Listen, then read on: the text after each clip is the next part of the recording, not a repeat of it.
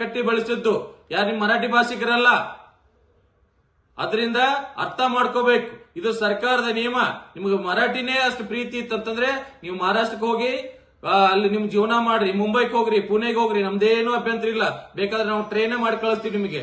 ಅದನ್ನ ಇಟ್ಕೊಂಡು ಇಲ್ಲಿ ಈ ಗಾಂಚಾಲಿತನ ಮಾಡಿ ಮರಾಠಿಗರನ್ನ ಇದನ್ನ ಮಾಡಬಾರ್ದು ಅಂತ ಹೇಳ್ತಿರಲ್ಲ.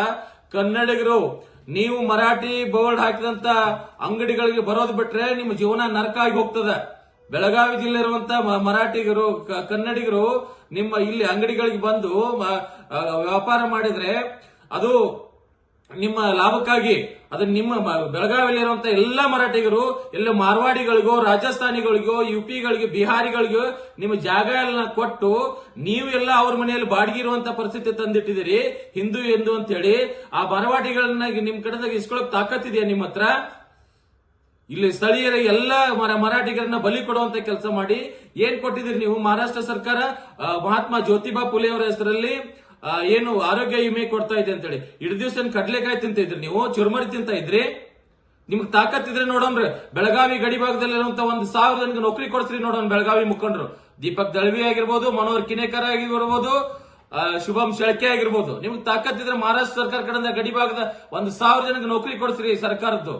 ಅದನ್ನ ಬಿಟ್ಟು ಗಾಂಚಾಲಿತನ ಮಾಡಿ ಕನ್ನಡಿಗರ ಮರಾಠಿಗರ ಮಧ್ಯೆ ಒಂದು ವಿಷ ಬೀಜ ಬೆತ್ತುವಂತ ಕೆಲಸವನ್ನ ನೀವು ನಿಲ್ಲಿಸಬೇಕು. ನಿಮಗಷ್ಟು ಮರಾಠಿ ಜನರ ಬಗ್ಗೆ ಕಾಳಜಿ ಇತ್ತು ಅಂತಂದ್ರೆ ಮಹಾರಾಷ್ಟ್ರ ಸರ್ಕಾರ ಕೇಳ್ರಿ, ಕರ್ನಾಟಕ ಸರ್ಕಾರ ಜೊತೆ ಮಾತಾಡಿಕೊಂಡು ಏನ್ ಬೇಕು ನೀವು ಸೌಲಭ್ಯಗಳನ್ನು ತಗೊಳ್ರಿ. ಕರ್ನಾಟಕ ಸರ್ಕಾರದ ಎಲ್ಲಾ ತಿನ್ನೋದು, ಜೈ ಮಾತ್ರ ಮಹಾರಾಷ್ಟ್ರಕ್ಕೆ ಅನ್ನೋದು.